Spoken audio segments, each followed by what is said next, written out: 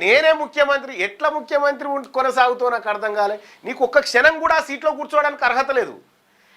నువ్వు ఉన్నావు మున్సిపల్, విద్య, హోము, ఆ తర్వాత ఇవన్నీ దోపిడీ అన్నీ నువ్వే.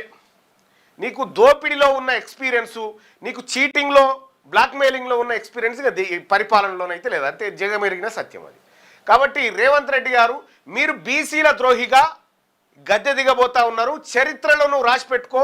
బీసీలకు అత్యంత మోసం చేసినటువంటి దుర్మార్గపు ముఖ్యమంత్రి ఎవరు అంటే రేవంత్ రెడ్డి అని లిఖించబడతా చూడు. ఎందుకు చెప్తా ఉన్నంటే కామారెడ్డి డిక్లరేషన్ పేరుతోని నువ్వు వాడిన డ్రామా, కులగణన పేరుతో చేసిన మోసం, డెడికేట్ కమిషన్ రిపోర్ట్ బయట పెట్టకుండా నువ్వు ఆడుతున్నటువంటి నాటకం, ఈ మళ్ళీ బీసీ సప్లాన్ పేరు మీద రాజీవ్ యువ వికాసమా, యువ వికాసం పేరు మీద నువ్వు చేసినటువంటి మోసం ఒక్క మోసం కాదు, నీ బతుకంతా చీటింగే రేవంత్ రెడ్డి.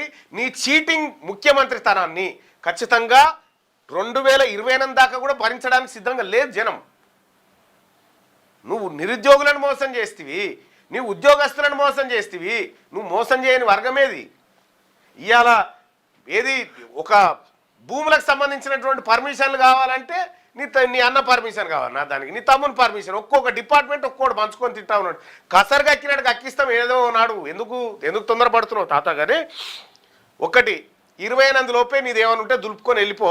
ఆ తర్వాత నీకు కాదు కదా, నీ జేజమ్మ దిగొచ్చిన ఛాన్స్ లేదు. తెలంగాణ రాష్ట్రం బీసీల చేతుల్లోకి వస్తూ ఉంది. ఇదొకటి. ఇక రెండో అంశం చూస్తూ ఉన్నాం.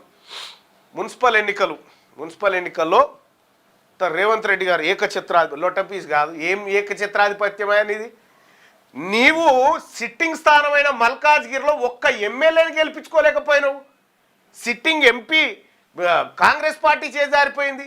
నీ కొడంగల్ ప్రాతినిధ్యం వహిస్తున్న కాడ బీజేపీ గెలిచింది. నువ్వు ఇన్ఛార్జ్ ఉన్న చేవెళ్ళ కాడ బీజేపీ గెలిచింది.